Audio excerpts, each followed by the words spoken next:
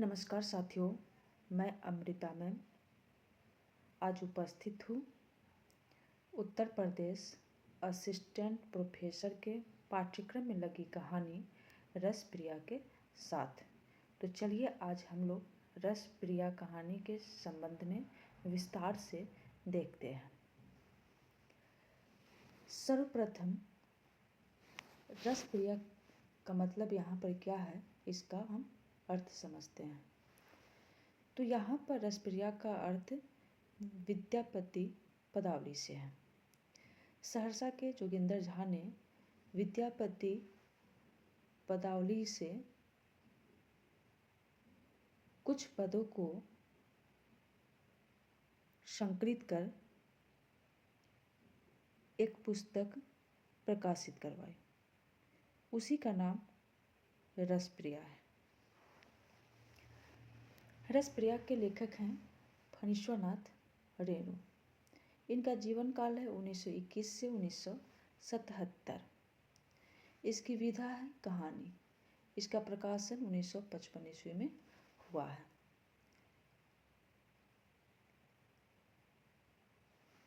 फणीश्वरनाथ रेणु के बारे में विस्तृत जानकारी हमने लाल पान की बेगम कहानी में दिया है। आप चैनल पे जाकर लाल पान की बेगम कहानी को देख सकते हैं।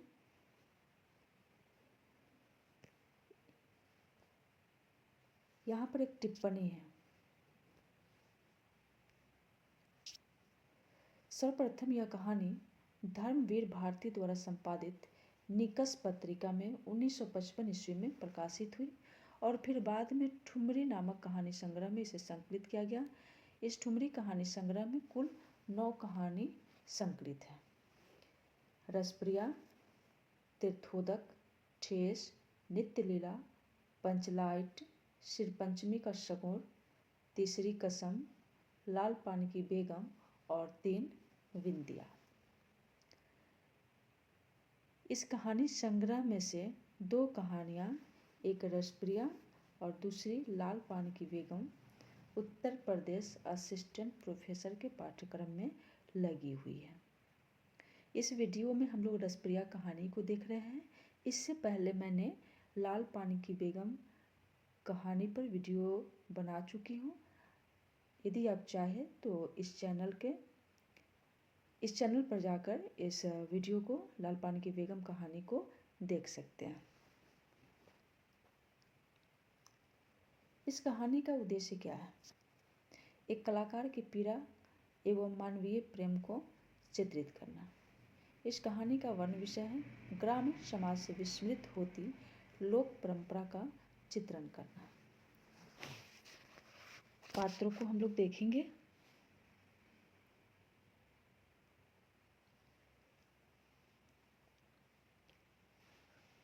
पंचकौड़ी मृदंगिया, ये इस कहानी का नायक है। इसकी उम्र है 40 वर्ष। इसको पांचू करेला के नाम से भी जाना जाता है। पांचू और करेला रंपतिया इसे पुकारती है। रंपतिया वही जोधन गुरु जी की पुत्री है और इसकी प्रेमिका है। जोधन गुरु जी ये मृदंगिया के गुरु है। मृदंगिया ने जोधन गुरु जी से 8 वर्षों तक शिक्षा ग्रहण करते हैं और इन्हीं की पुत्री है रंपतिया। मोहना छौड़ा ये चरवाहा है और इसकी उम्र 10 से 12 वर्ष है। मोहना छौड़ा जो है ये रंपतिया का बेटा है। रंपतिया ये मोहना की माँ है।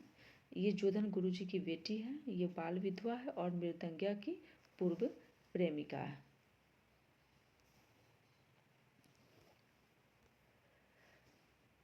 अगला पात्र है अजोधा दास। ये मंडली में गठरित होता है।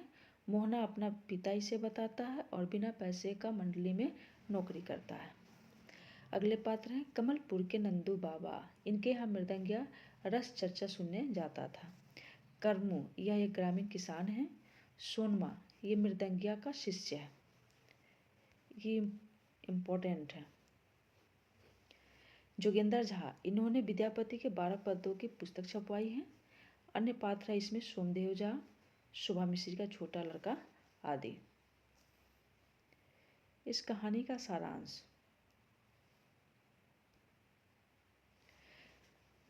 कहानी का सारांश हम लोग देखेंगे। यह कहानी दिनहीन मृदंगिया, रंपतिया और मोहना छौड़ा के इर्द गिर्द घूमती है। पंचकौड़ी मृदंगिया मिथिला के साहित्य, लोक राग और सांस्कृतिक लुप्तप्राय विरासत को जीवित रखने वाला एक बूढ़ा कलाकार है। मृदंगिया गरीब बच्चों को विदापत नाच का प्रशिक्षण देता है। आज के सांस्कृतिक उपेक्षा के दौर में बगैर किसी गुरु से सीखे एकदम शुद्ध रसप्रिया गाने वाला चरवाहा लड़का मोहना रंपतिया का बेटा है। पहली बार जेठ की दोपहरी में मिलने पर भी मृदंगिया मोहना के लिए अपरिचित नहीं है। मोहना मृदंगिया के बारे में बहुत कुछ जानता है, जैसे 8 सालों तक जाति छुपाकर जोधन गुरुजी से शिक्षा और रंपतिया से प्रेम करना। जब गुरुजी अपनी बेटी से चुमौना की बात करते हैं तो गुरुजी की मंडली छोड़कर रातों रात भाग जाता है। पुनः गुलाब मेले में पंचकौड़ी मृदंगिया और रंपतिया का मिलना होता है।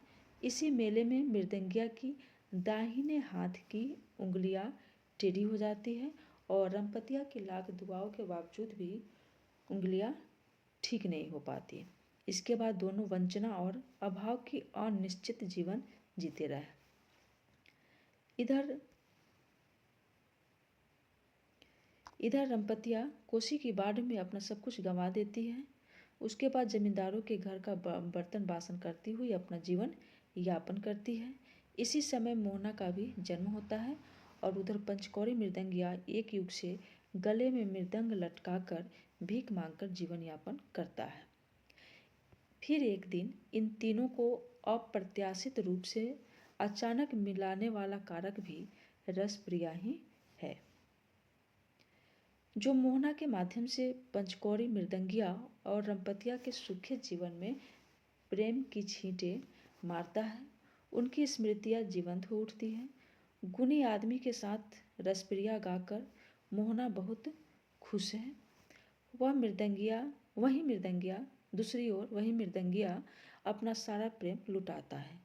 अब मृदंगिया को लगता है कि मोहना जैसा सुंदर सुशील लड़कों की खोज में ही उसकी जिंदगी के अधिकांश दिन बीते हैं। विदापत नाच में नाचने वाले नटुआ का अनुसंधान खेल नहीं। गुलाब बाग में टेढ़ी हुई उंगलियां भी अब सीधी हो रही है। इस कहानी के संबंध में आलोचकों के कुछ कथन हैं, उन कथनों को हम लोग देखेंगे।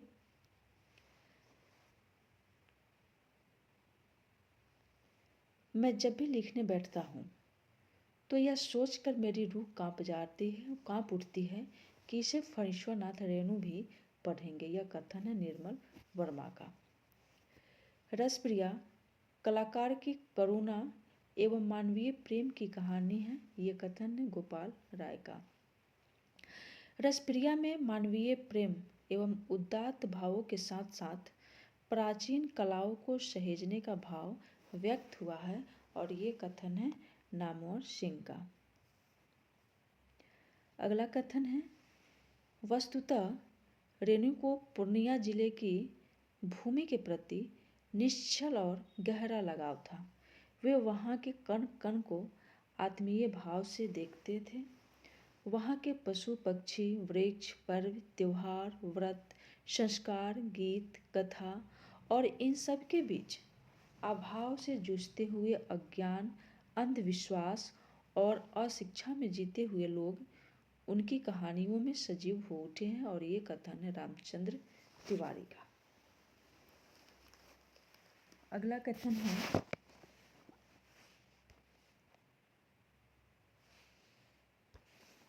अपनी समग्र मानवीय दृष्टि से रेणु ने जीवन और जगत में कुंठा, संत्रास, अर्थहीनता न देखकर ममता, करुणा, निष्ठा, आस्था और सुंदरता देखी।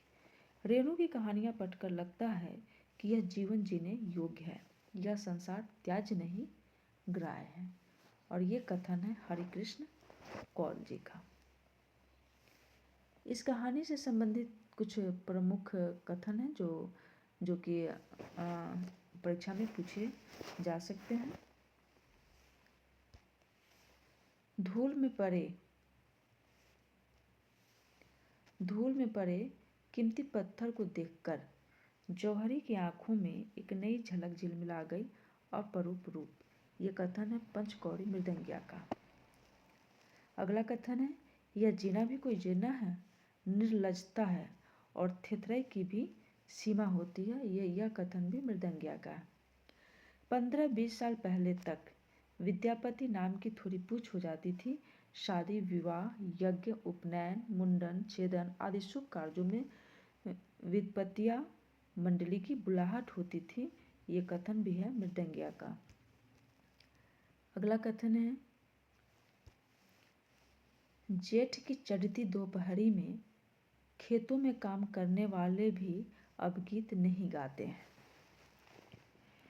कुछ दिनों बाद कोयल भी कूकना भूल जाएगी क्या? ऐसी दोपहरी में चुपचाप कैसे काम किया जाता है? 5 साल पहले तक लोगों के दिल में हुलास बाकी था। ये कथन भी है मृदंगिया का। अगला कथन है, पहले वर्षा में भीगी हुई धरती के हरे भरे पौधों से एक खास किस्म की गंध निकलती है। तपती दोपहरी में माँ की तरह गल उठती थी रस की डली। ये कथन भी है मृदंगिया का। अगला कथन है, स्वर्णों के घर में नहीं, छोटी जाति के लोगों के यहाँ मोहना जैसे लड़की मुँहा लड़के हमेशा पैदा नहीं होते। यह अवतार लेते हैं समय समय पर जदा ही। यह कथन भी है मृदंगिया का। अगला कथन है, किशन कन्हैया भी नाचते थे। नाच तो एक गुण है। अरे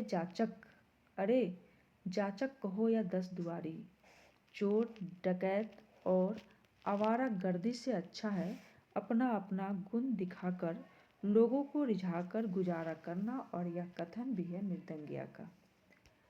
अगला प्रश्न है, यह गुणगान मर रहा है, धीरे धीरे तिल तिल कर वह खो रहा है।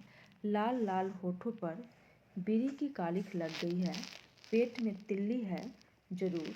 और ये कथन भी है मृदंगिया का, मोहना के संबंध में।